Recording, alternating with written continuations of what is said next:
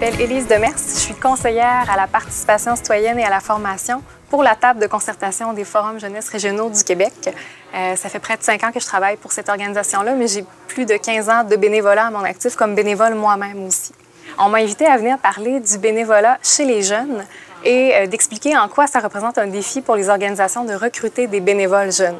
Alors, mon nom est Hugo Dionne, je suis cofondateur de Bénévoles d'affaires. Donc, on reçoit des mandats de la part des organismes et autant des demandes de gens d'affaires qui veulent s'impliquer. Et notre rôle à nous, c'est de faire le jumelage entre ces gens-là et de faire en sorte qu'ils se rencontrent. Dans l'atelier que je vais animer dans quelques instants, on va parler de qui sont ces gens d'affaires, pourquoi ils veulent s'impliquer et aussi c'est quoi la particularité pour faire affaire avec ces gens-là, pour les impliquer bénévolement au sein de notre organisation. Je m'appelle Lainey Towell, puis je suis gestionnaire de communication et marketing avec Bénévoles Canada. Puis aujourd'hui, je présente un atelier au sujet de le bénévolat virtuel.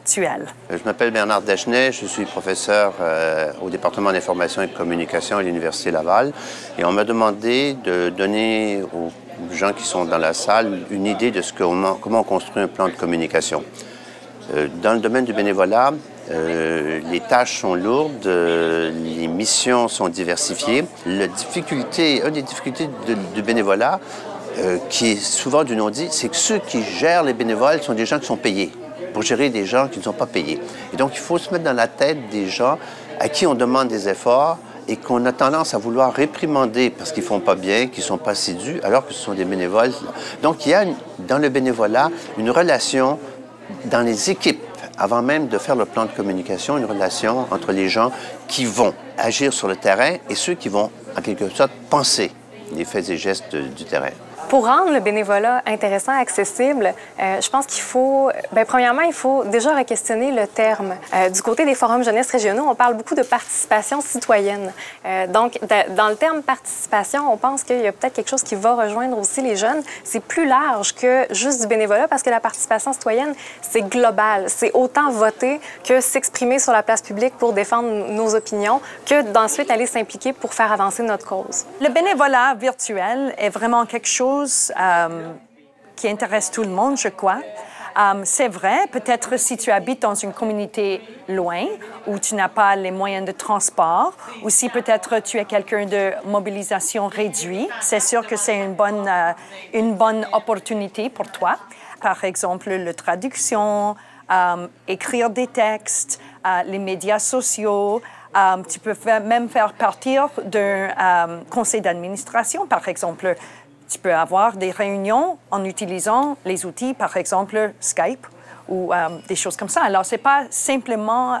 beaucoup de gens croient que c'est seulement les médias sociaux, mais ce n'est pas le cas du tout. Chose certaine, c'est que les employeurs, présentement, nous payent chez Bénévoles d'affaires pour jumeler leurs employés avec des organismes, pour leur faire du bénévolat, parce qu'ils comprennent que quand on a des expériences de bénévolat sur le terrain, on développe des compétences d'affaires et on se développe soi-même comme personne, et ça, l'employeur, il voit une valeur ajoutée. Alors, c'est pour ça que depuis récemment, des entreprises nous payent pour ce que l'on fait. Et on est toujours aussi motivés. On a complété hier notre 2 millième jumelage en 7 ans, ce qui fait une moyenne de 1 jumelage par jour depuis qu'on existe. Donc, ça veut dire qu'à chaque jour ouvrable, il y a un nouveau bénévole grâce à nous qui s'est impliqué dans la communauté. Il y a certainement un défi à aller rejoindre les jeunes bénévoles, notamment parce que les gens qui essaient de les recruter souvent ne sont pas des jeunes eux-mêmes. Donc déjà là, on a une possibilité peut-être d'incompréhension intergénérationnelle, ce qui ne veut pas dire que c'est partout comme ça, mais c'est certain que je pense que lorsque les gestionnaires de bénévoles, que ce soit les employés d'un organisme ou les autres bénévoles qui sont là depuis 30 ans, essaient d'aller attirer des gens qui n'étaient pas dans leur organisation,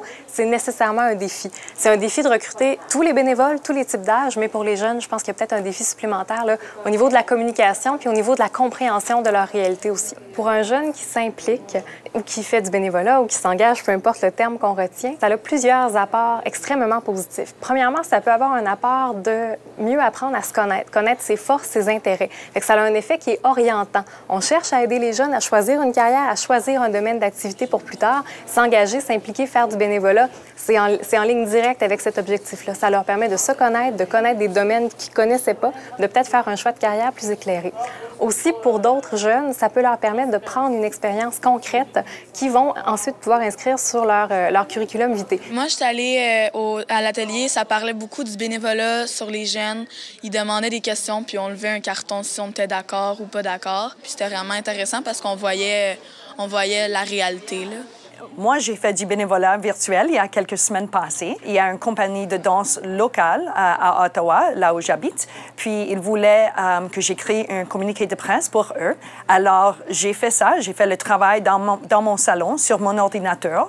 Puis, j'ai envoyé ça par Internet à eux, puis plusieurs journalistes. Et ça, c'est un bon exemple du bénévolat virtuel. Oui, moi, j'ai assisté à l'atelier sur le bénévolat virtuel. Ça l'expliquait, dans le fond, que comme il y a des personnes qui font des sites Internet plutôt gratuitement, puis ça montrait que c'est autant important les personnes qui font du bénévolat en ligne que du bénévolat pas en ligne, parce que ça fait la même chose. Il n'y a pas de différence. C'est juste que les personnes comme à mobilité réduite, ils peuvent en faire. Fait qu'ils sentent qu'ils peuvent aider du monde, même si eux, ils sont en moins bonnes conditions.